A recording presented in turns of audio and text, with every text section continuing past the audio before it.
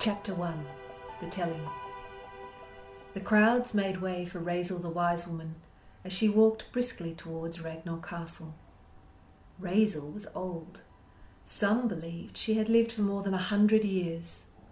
She wore a prickly garland of rose brambles around her head, and her hair streamed about her cloak, like skeins of grey wool. On one shoulder sat a rare forest bird, a sylvan, a gift for the newborn princess. In the crook of her arm was a basket covered with cloth. Onlookers nudged each other and whispered when they saw the basket. What did the wise woman carry, they wondered? Medicines for healing or spells for protection? "She's been summoned by the king," said a stout man with a walking stick. "Never thought I'd see the day a witch was summoned to the castle," said his friend, shaking his head. "It all started when he married that Chloe. She's related to the witch, you know. A king should marry royalty." "It's not right," agreed the stout man. A woman who was standing beside them with her daughter said, "Queen Chloe is not a witch." "But she is," insisted the second man, "and that's the whole trouble. It won't be good for Ragnar having princesses born whose blood isn't right. The line will weaken and will be overrun by the ogres of the Narrowlands." "I heard there's something wrong with the baby," said the woman's daughter. "They say she was born with horns on her head." "That's wicked gossip," said the girl's mother crossly. "Don't interrupt." Looking neither left nor right, Razel strode on through the crowd, along the paved main street of the columned city, and up the vast marble steps of Ragnar Castle. She took the steps swiftly, despite the pain in her hips and a feeling of anxiety pressing down on her. Razel was not a foreteller like witches of old, but a truth-teller. She never knew what she was about to discover when she was summoned to visit a newborn, and this time the baby was a royal and the child of her own niece. She hoped she wouldn't have to deliver bad news. Her worry weighed upon her heart, as real and as heavy as the touchstone she carried in her basket. 2 soldiers opened the massive wooden doors, and Razel disappeared into the hollow dark of the entry hall, leaving the crowd outside to wonder and click their tongues and sit themselves down and wait. The icy breeze skipped around them, chewing their hair and the hems of their clothes. In the trees, the sparrows and magpies stared at the closed castle doors and spoke in birdsong, while a lone hare watched from behind a cart filled with hay. Only the children noticed Razel's ravens making mysterious loops as they flew in the sky overhead. Inside the castle, Razel was escorted by a manservant to Queen Chloe's bedchamber. The fragrance of dozens of potted trees and shrubs greeted the wise woman as she entered the room. It was a custom in Ragnar to bring seedlings for newborn babies, so the children could play in beautiful gardens as they grew up. Razel noted the strong floral smell of the young kender tree, an odin sapling, a bush that would one day bear heather berries, pots of lavender and mint, and a little apple tree. Among all this perfumed greenery was a royal bed, where the queen lay with the baby in her arms. A wet nurse, several maids in waiting, and the midwife all stood by. Traditionally, royal children were suckled by the wet nurse, but Chloe was no traditional queen. She gave no sign of handing the baby to anyone. The new mother was full of joy, almost deliriously so, and Razel's unease deepened. "Queen Chloe," said the wise woman, curtsying. "Nonsense, aunt," said Chloe. "Come sit by me and look at this adorable child. Be gone, everyone." The maids clattered out, murmuring among themselves. The wet nurse hesitated till the midwife gave her a sharp nod and pushed her towards the door. "Fetch my husband," said Chloe to the midwife as she was leaving. "He'll want to hear Raisel's telling." "You've summoned me so soon," said Raisel. "You must be tired, my dear. It's been a long 3 days." "I'm fine, Aunt. I just want to know about her." With her little finger, she moved the baby's muslin hood, revealing a tiny, delicate face. She brushed her thumb over the child's cheek and whispered, "She's as soft as petals." Raisel smiled.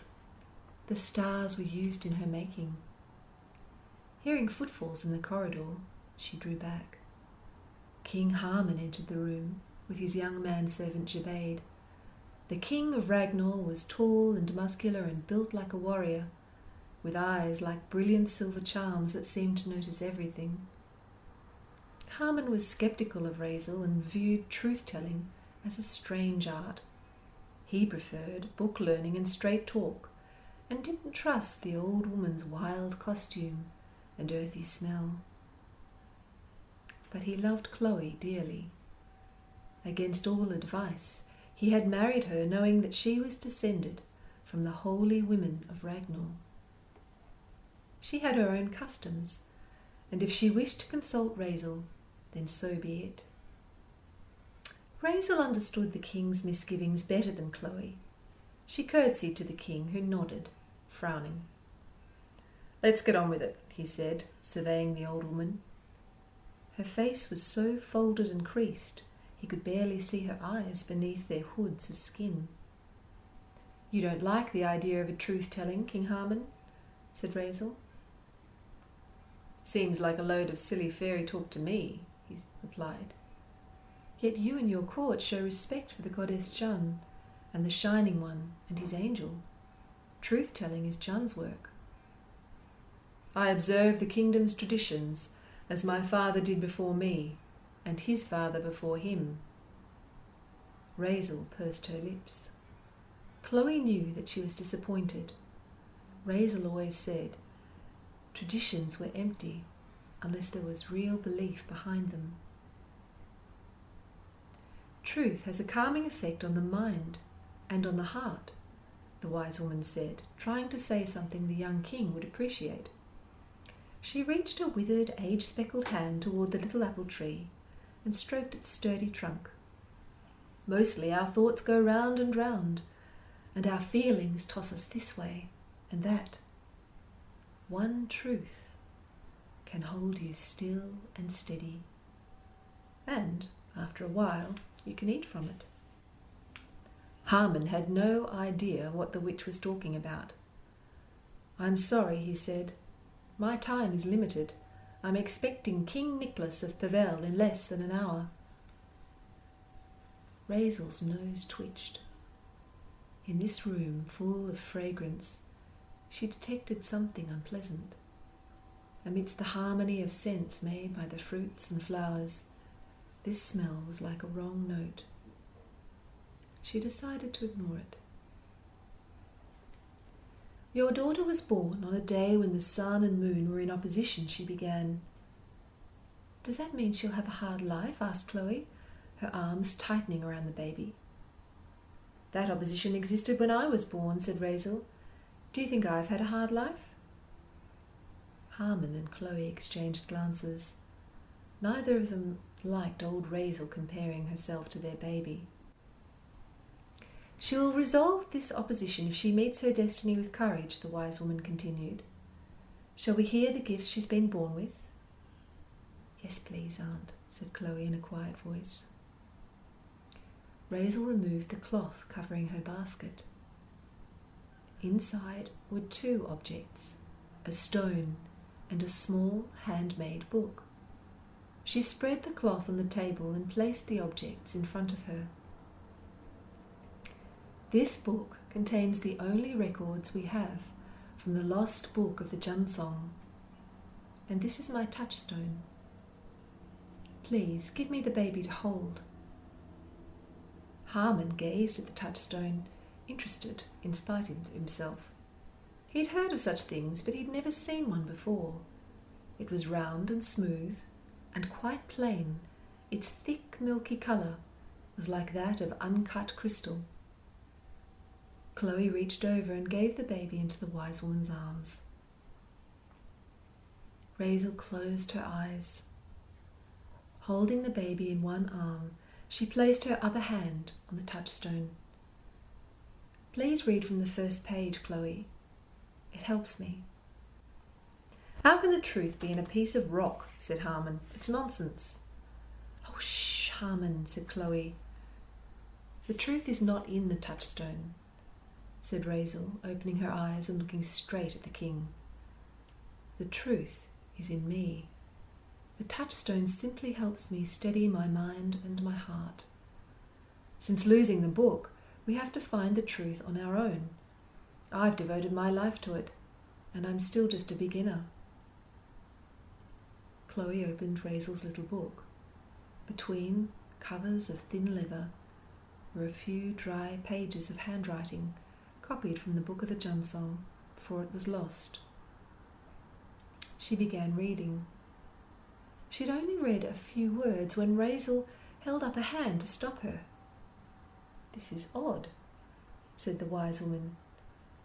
Usually I only sense the baby's character, but I seem to be seeing a picture, something that is not happening now, but in the future.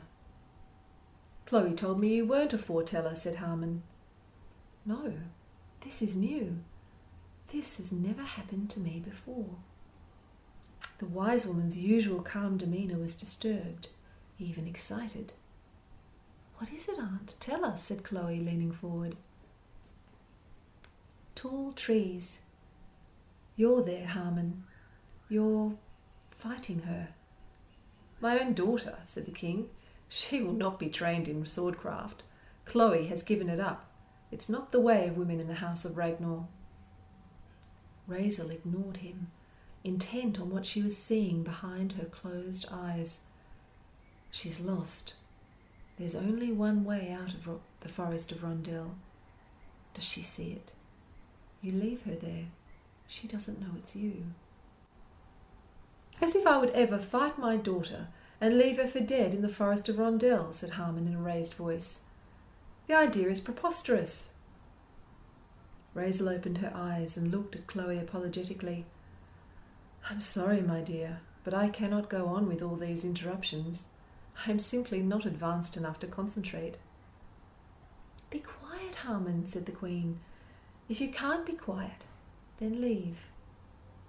The king made an annoyed click with his tongue. He wasn't used to having people tell him to be quiet, but he was surprised to find that he was too interested in what Razel was saying to make a fuss. Maybe the witch is working her magic over me, he thought to himself. Again, the wise woman shut her eyes, 2 points of light vanishing behind the papery folds of her eyelids. Veils are covering what I saw, and now it's gone. Her hand trembled over the touchstone. She began again. This girl has courage. She is strong-willed, full of action. She has the intelligence of kings and the swordcraft and intuitive power of the holy women. The animals will follow her, and the secret ones. The fairies of the earth, air, fire, and water. The undines will quench her thirst. The gnomes will smooth the ground she walks on. The sprites will fly before her. Harmon gave a loud sigh. Razel opened her eyes and stared intently at the king. This child, she said, will be the greatest ruler this kingdom has ever known.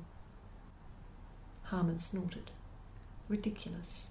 We will have a son. Sons have always been born to the house of Ragnar. Despite her fire, she has a yearning for peace. A beautiful moon softens her wild roar. So why do you look so worried, Aunt? Said Chloe. This is good news. There is something else, said Razel, withdrawing her hand abruptly from the touchstone and looking around the room. I smelled it before. "What?" asked the young queen. Raisel's answer, though a single word, was enough to make Chloe shudder. "Vilmos."